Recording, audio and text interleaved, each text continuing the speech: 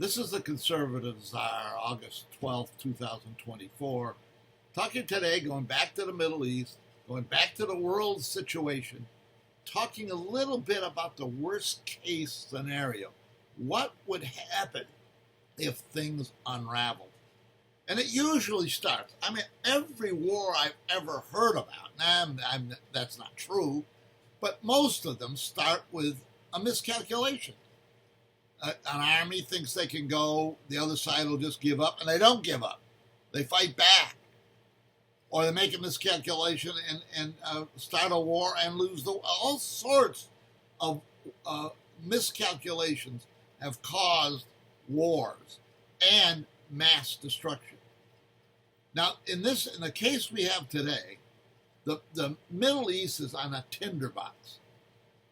And the key component here is Iran. Iran wants to destroy Israel, but they're not sure they can do it. So they've been hesitating attacking Israel. They've been calculating, the mullahs have been calculating, well, if we do this, we'll have a war and lose. We can't do that, right? So let's just do something else lesser. And that's the calculation they're going through. And fine, they seem to have analyzed this correctly and know that this is not the time. But these are crazy people. These are people who live on miscalculations. So they will say, well, you know something, we can attack this target in Israel, and they won't care. Maybe we'll attack 5 targets, kill a bunch of people, maybe a specific target. That, Israel targeted a specific target. Iran says, well, maybe if we target a specific target, and they go ahead and do it. What's wrong with that? Well, what's wrong is Israel. What is Israel going to think about it? And Israel can say, all right, let this hit happen, and we'll proceed onward with some kind of ceasefire. Or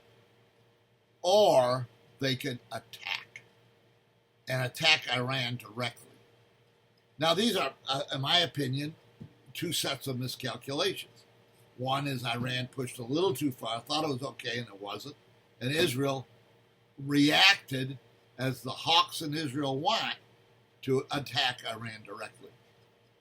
They attack, so this escalates dramatically. The United States is there. We're going to be involved. We're going to have airplanes attacking Iran.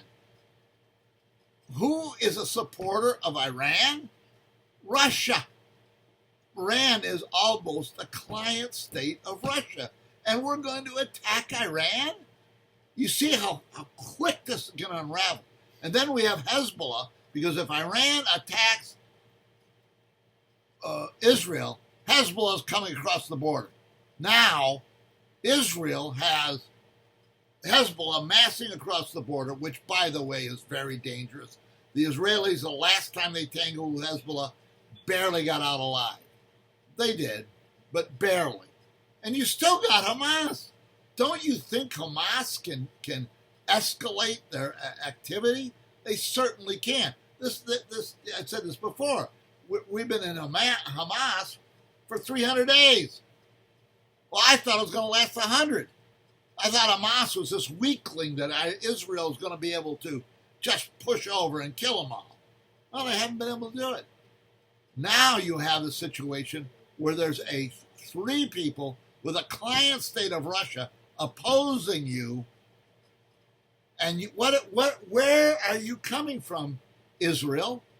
You're saying United States has to act and participate in defending Israel. And then you have the Ukraine. Russia's fighting a war against an enemy supported by the United States. We already think that the clock towards World War III, because of this conflict, but you add the Middle East into the conflict with Iran and a war, this is how it unravels. And I'm telling you this, and by the way, I have no idea what Egypt is going to do, what Saudi Arabia is going to do. I don't even think Jordan has a choice in this.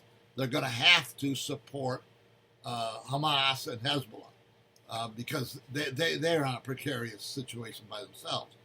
So we have we could have a massive war in the Middle East, and what does that do to a weak, a worldwide economy? It sends it in a tailspin. That's what that does. We have a tailspin on the world economic condition because oil is going to go through the roof, go to 150, 180, if we get any oil out of it, because this thing can escalate, and that's the worst case. The other side of it, they say, well, these are people. This is what your conclusion is if you're on the other side. Your conclusion is these are people that cannot miscalculate. And I'm telling you, none of these participants are capable of that. This is the conservative czar. See you next time.